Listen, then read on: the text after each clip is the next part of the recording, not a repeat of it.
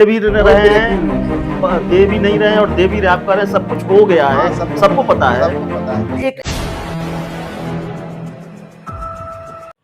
नमस्कार, आप देख रहे हैं 4 PM बिहार और मैं हूं अभिषेक मिश्रा। देखिए, बड़ा सवाल है एनडीए को लेकर भी और इंडिया को लेकर भी, महागठबंधन को लेकर भी। सीटों का बंटवारा कब होगा? 2024 का लोकसभा चुनाव धीरे धीरे करीब आ रहा है और एनडीए को लेकर तो कई दिलचस्प सवाल हैं। मांझी को कितनी सीटें मिलेंगी, हाजीपुर कौन लड़ेगा, पशुपति पारस का क्या होगा, चिराग पासवान हाजीपुर से लड़ेंगे कि नहीं लड़ेंगे, कई तरीके के सवाल है। चिराग पासवान के खाते में कितनी सीट आएंगी, उपेंद्र कुशवाहा को कितनी सीटें मिलेंगी, जीतन राम मांझी को कितनी सीटें मिलेंगी।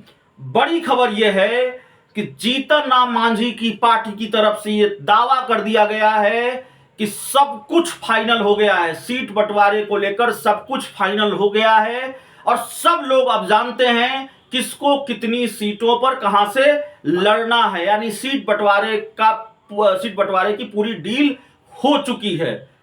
जीतन राम मांझी के बेटे हैं और उनकी पार्टी हिंदुस्तानी आवाम मोर्चा के राष्ट्रीय अध्यक्ष भी हैं, संतोष सुमन, जिनको हाल ही में केंद्र सरकार की तरफ से वाई श्रेणी की सुरक्षा मिली है। तो भारतीय जनता पार्टी के बड़े महत्वपूर्ण सहयोगी हैं और संतोष सुमन ने हमारे साथ एक्सक्लूसिव इंटरव्यू में यह दावा कहा है कि सब कुछ फाइनल हो गया है, सबको पता है किसको कितनी सीटों पर चुनाव लड़ना है। वैसे संतोष सुमन के बारे में यह तय है कि वो गया लोकसभा सीट से चुनाव लड़ेंगे, इसको लेकर डील फाइनल हो चुकी है। लेकिन एक बड़ी खबर दे दी है, ब्रेकिंग न्यूज दे दी है 4 PM के साथ एक्सक्लूसिव इंटरव्यू में। संतोष सुमन ने कह दिया है कि सब कुछ फाइनल हो गया है और अब सबको पता है कि किसको कहां से चुनाव लड़ना है और कितनी सीटों पर चुनाव लड़ना है।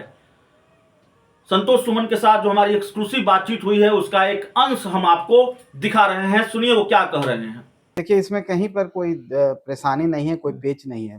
माननीय जीतन राम मांझी जी ने जो बोला है, उनका बोलने का यही यही मतलब था कि भारतीय जनता पार्टी जनता से पूछ करके देखती है, जनता के बीच में जाके सर्वे करती है, कौन कैंडिडेट ज़्यादा पॉपुलर है, कौन कैंडिडेट जनता को ज़्यादा समर्थन प्राप्त है, ऐसे लोगों को उस माध्यम से प्रश्रय देती है। तो एनडीए एक यूनिट है, हर पार्टी अलग-अलग है, मान लेते हैं 4-5 ये बिहार में 4 पार्टियाँ हैं, तो 4 पार्टी एक यूनिट के रूप में भारतीय जनता पार्टी का होता है कि सबके लिए करती है, सर्वे कर रही है। मान लीजिए हम भी कहीं से लड़ना चाहते हैं, तो मेरे नाम पर भी सर्वे, अगर जनता मुझे पसंद नहीं करती है, तो हो सकता है कि अगर हम चुनाव लड़ें, तो हम वहाँ पर हमको परेशानी हो सकती है। तो उनका कहना था कि इस तरह का सर्वे होता है और उसके बाद हर पार्टी का अपना-अपना जहाँ जिसका जनाधार ज़्यादा रहेगा, वो सीट उसको मिलेगा। हो सकता है हम लोग मगध में हम गया कंस्टिट्यूएंसी में हम लोग का कार्य क्षेत्र रहा है, तो पार्लियामेंट्री कंस्टिट्यूएंसी में गया में हमको दिया जा सके। नहीं, माफ कीजिएगा, मैं आपको बीच में रोक रहा हूं। बिना किसी गुरेज के हम लोग तो लगातार चर्चा कर रहे हैं कि गया लोकसभा सीट आप लड़ने जा रहे हैं, इसमें बहुत शक सुबह की गुंजाइश नजर नहीं आती। हमारा लालच जिस ब्रेकिंग न्यूज का है वो ये है कि कितनी सीटों पर हिंदुस्तानी आवाम मोर्चा लड़ने जा रही है।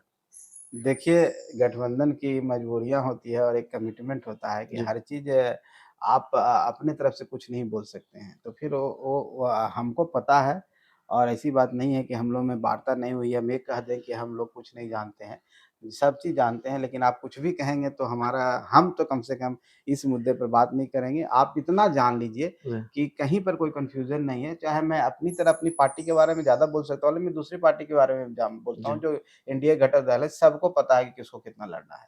हाँ, होता है कि सबकी इच्छा ज़्यादा होती है, लेकिन सबकी 90% सहमति है और इसमें कहीं कोई दिक्कत आप नहीं है। ब्रेकिंग लेकिन न्यूज हम दे भी कोई रहे ब्रेकिंग हैं, न्यूज़ नहीं है।